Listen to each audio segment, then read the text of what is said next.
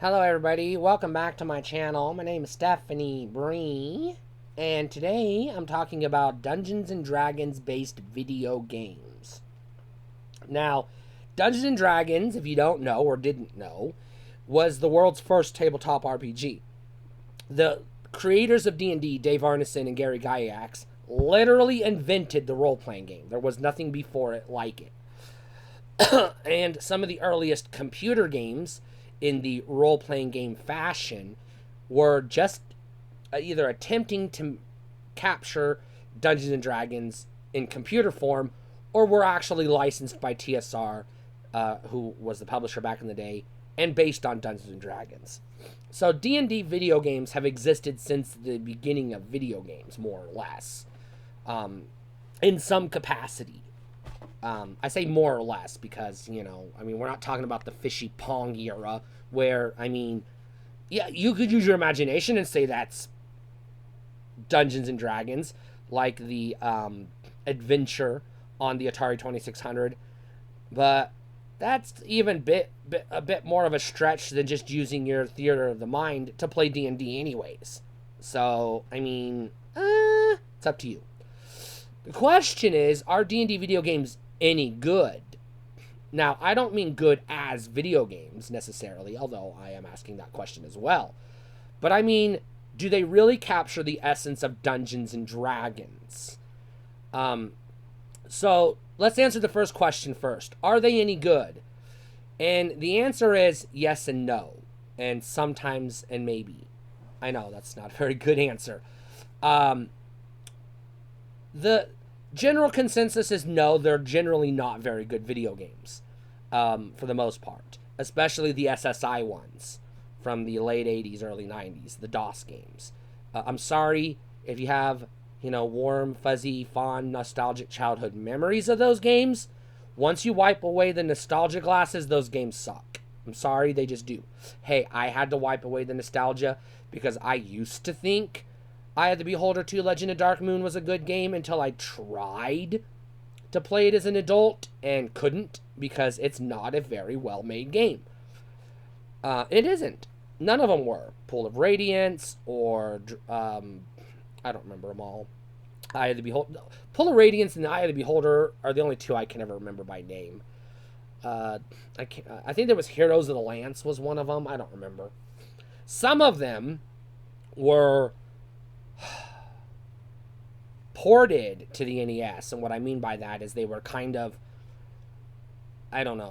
remade for the NES. Those games suck.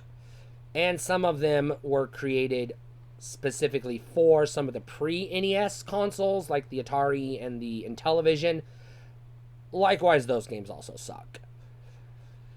In more modern times, you have the Baldur's Gate franchise, which are hit or miss. The most recent one won a lot of accolades. I haven't played it, but it is allegedly a really good game. But previous Baldur's Gate games were hit or miss. The two Windows 95-esque PC CD-ROM games from the 90s that were based on the Advanced Dungeons & Dragons 2nd Edition rule set suck. Baldur's Gate Dark Alliance and its immediate sequel are only okay.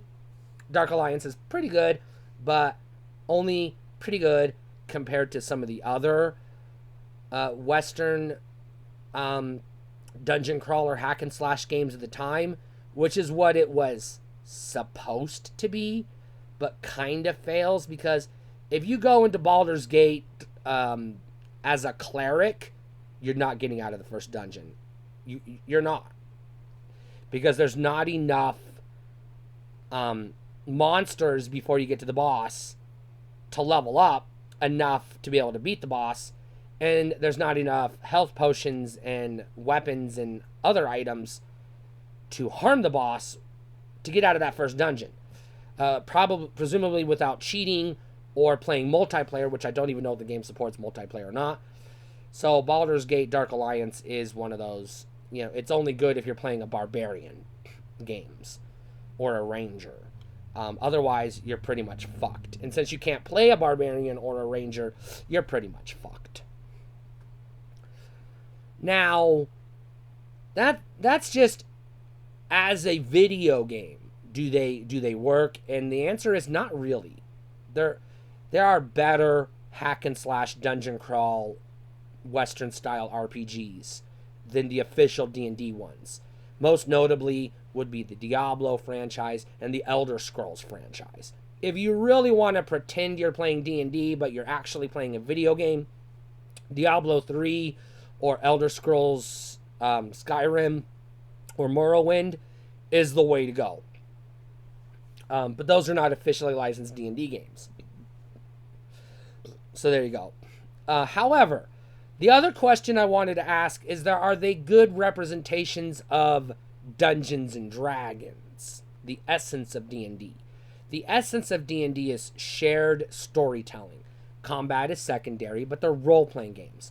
So the way D&D works is you have a storyteller known as the Dungeon Master or referee in older editions, Game Master in all the knockoffs, and you have player characters controlled by players. Players play characters, player characters, PCs.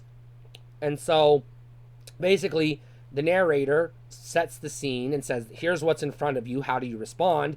And then the players tell the DM how they respond, and then they react with dice rolls, and they use the game mechanics to determine what happens.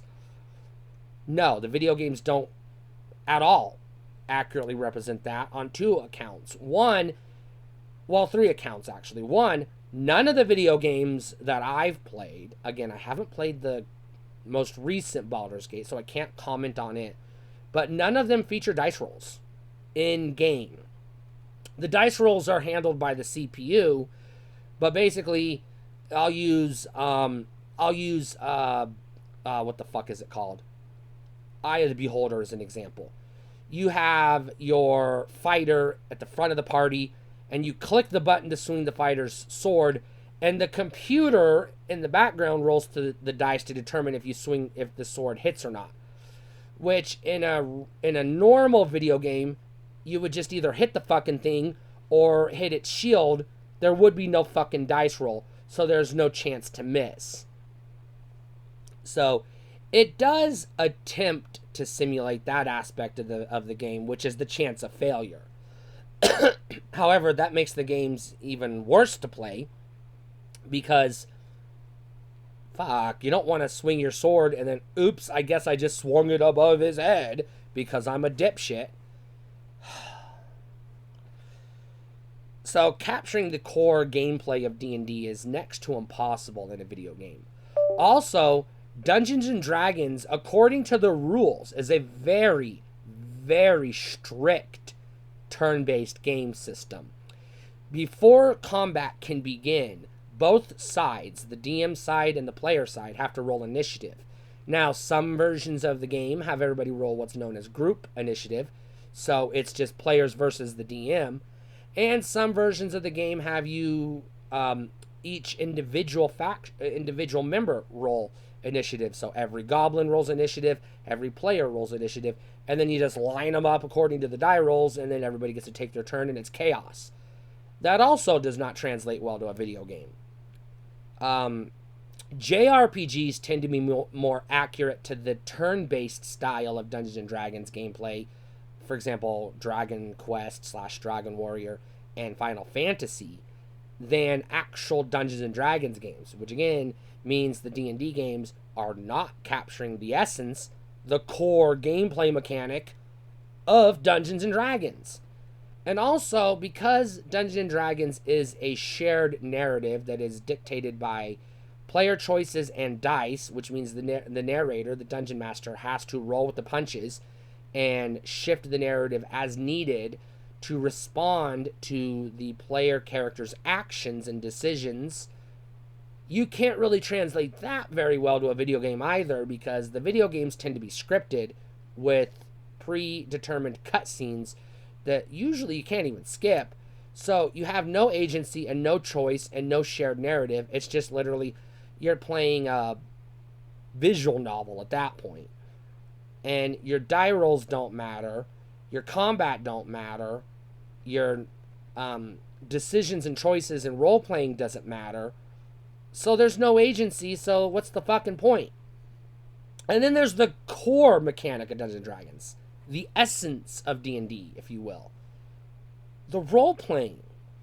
When you're playing Dungeons & Dragons, you don't just say, my character, Michonne the Blood Elf, pulls out her bow and arrow with flaming tips and shoots the orc across the room.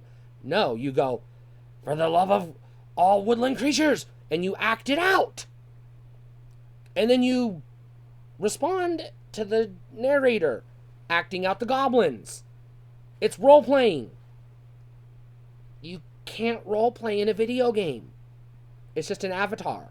It's a chess piece moving around a board. So no, there has never been and likely never will be a video game that can truly recreate a session of Dungeons and Dragons. I'm putting a star or an asterisk next to that, going to say, I haven't played the new Baldur's Gate, so I don't know how well it captures all of that. But I've heard that it gets the, closest to any video game that's tried before. But I just don't see how a video game can recreate Dungeons and Dragons unless it's like, shoot me for saying it, but unless it's an AI game and it's run by AI and it actually allows for player choice and agency. And I don't know if the gaming market, the customers, would respond favorably to that game. So, no. I just do not believe Dungeons and Dragons does translate well to video games. Because I played them all. Except for the newest Baldur's Gate, which I don't have a computer that can play it. And I don't believe it's on PS4. So I don't have a machine that can play it, so I don't have access to it at this moment in time. But all the ones I have played have been big-ass fucking disappointments. At least in terms of what I want from a D&D game. When I'm in the mood to feel like I'm playing Dungeons & Dragons, I'm just going to play fucking Diablo 3. Because, it's got the dungeon crawling and the dungeon exploration and the hack and slash down. It's got spell slots and resource management down. It tends to do a better job recreating what I want from Dungeons & Dragons than official D&D games do. And even that still comes up short. You know what I mean? It's closer. But it's still not it's not a very good substitute for real D&D. And I just don't think video games really can be a good substitute for real D&D.